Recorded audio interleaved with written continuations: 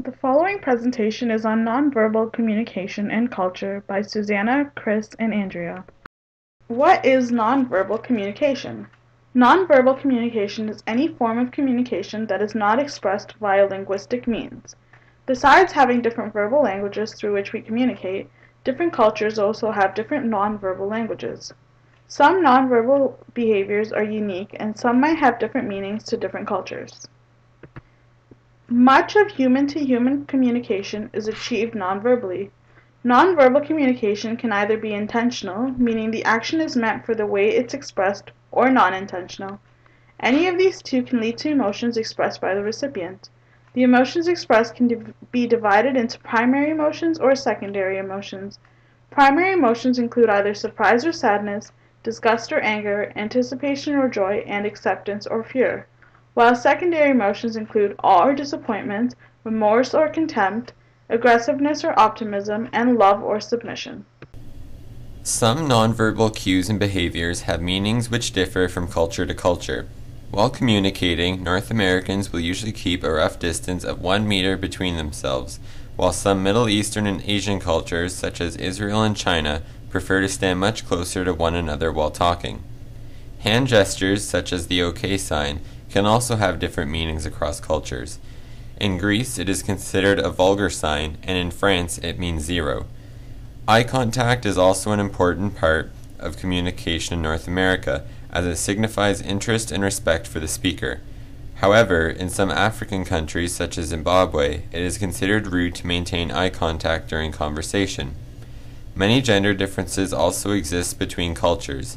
In Australia, men are not supposed to express emotions openly, and almost every culture has its own method for men and women to address and greet one another.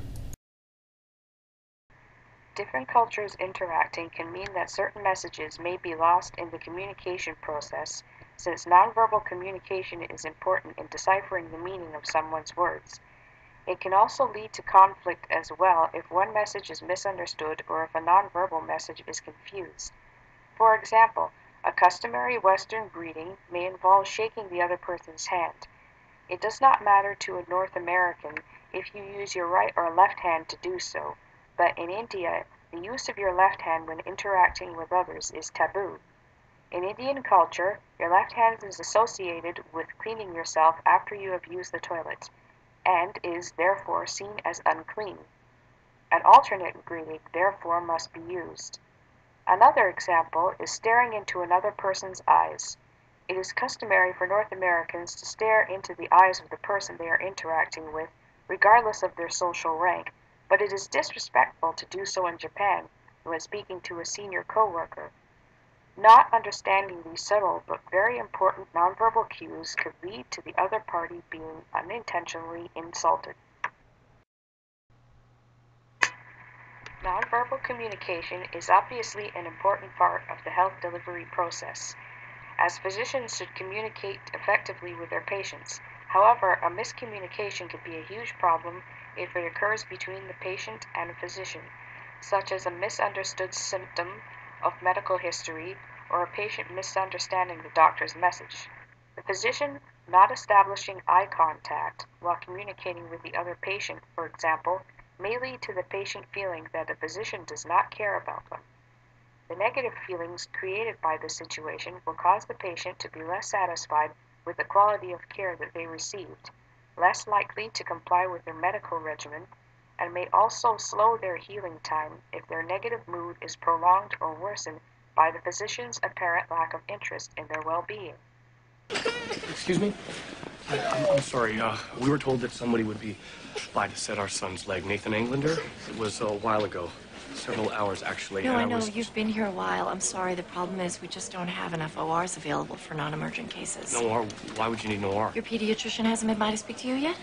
Your son has a broken femur, which is a severe break. It requires a full cast on the broken leg, connected to a cast on the other leg, to keep everything still so the bones will heal properly. 2 full leg casts on a 4-year-old. And because your son is so young, we can't set the bones properly without putting him under. Under meaning anesthesia. And that requires an OR. I'm sorry. I know you've been waiting a long time. As soon as an OR opens up, I'll let you know. Thank you. Thank you. In this example from Grey's Anatomy, you can see how communicating both verbally and non-verbally is important in helping patients and their families understand the situation and diagnosis. Meredith is telling the father of the 4-year-old boy what is happening, and she is helping him understand the situation by using nonverbal cues such as hand gestures and facial expression.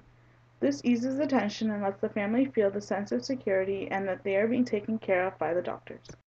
This concludes our presentation. Have a great day.